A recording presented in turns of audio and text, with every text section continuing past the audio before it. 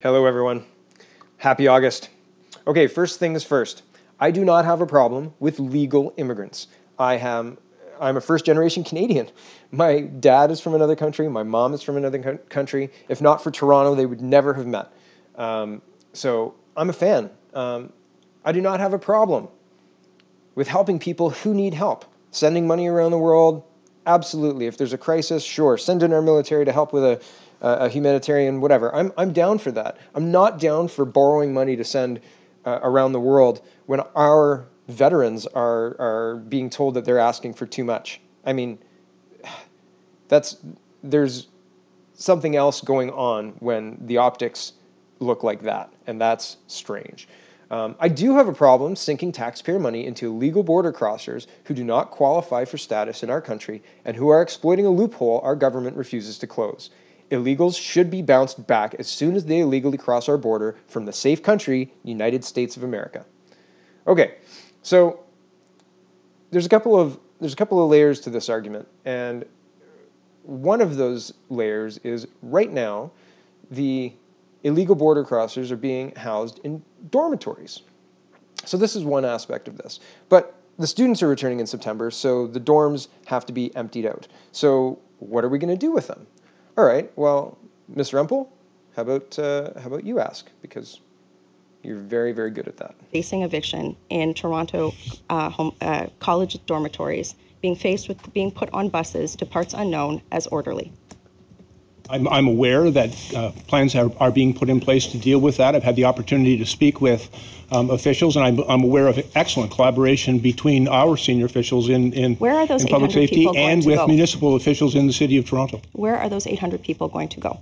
I'm aware that plans have already been made to move those individuals into quite appropriate housing in hotels around the GTA. For how long will they be staying in hotels? Well, that really depends on their integration into the community and the processes that are currently underway. How long do you anticipate that they will stay in hotels? Well, again, we see a transition of those individuals out, and I think the situation is being very effectively managed. How much will it cost to house those people in hotels?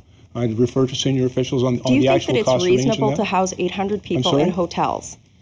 Do you think it's reasonable to house 800 people in hotels?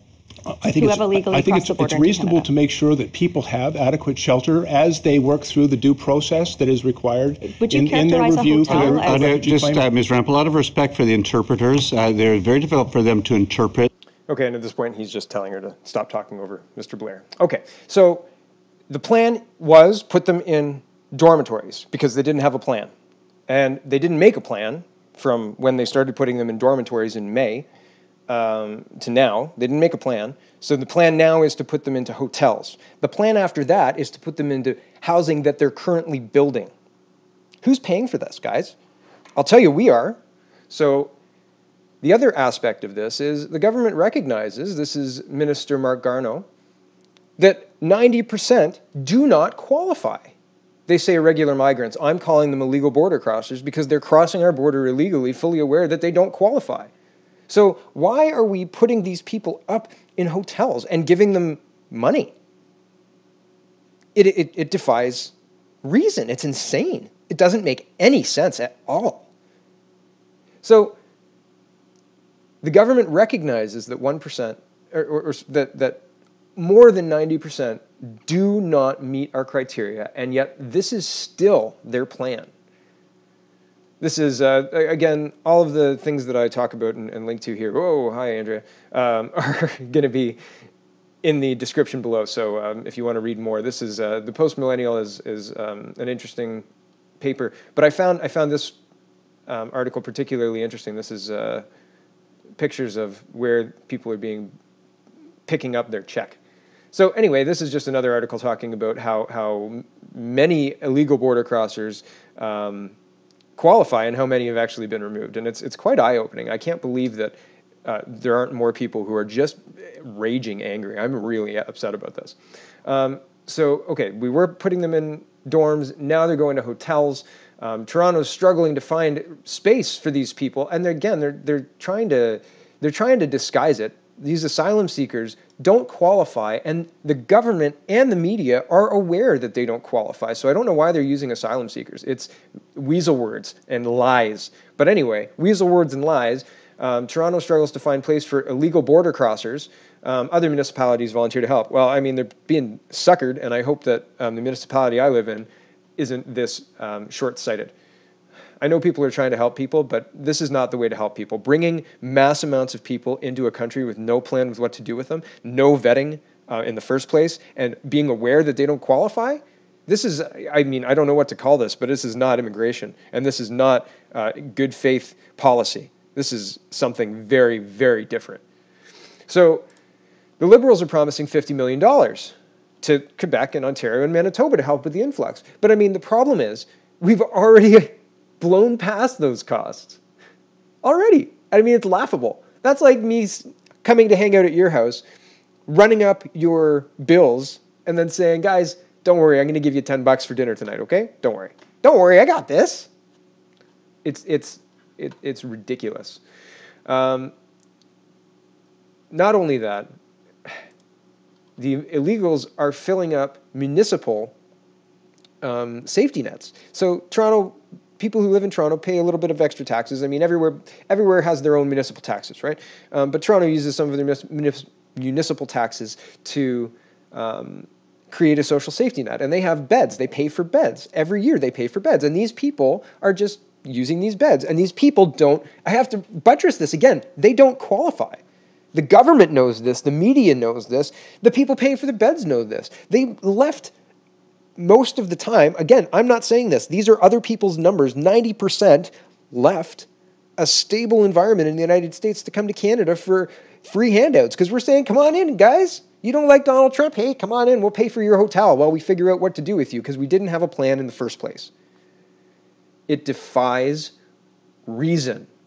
They're promising a triage system. But guess what? Yeah, shocking, right?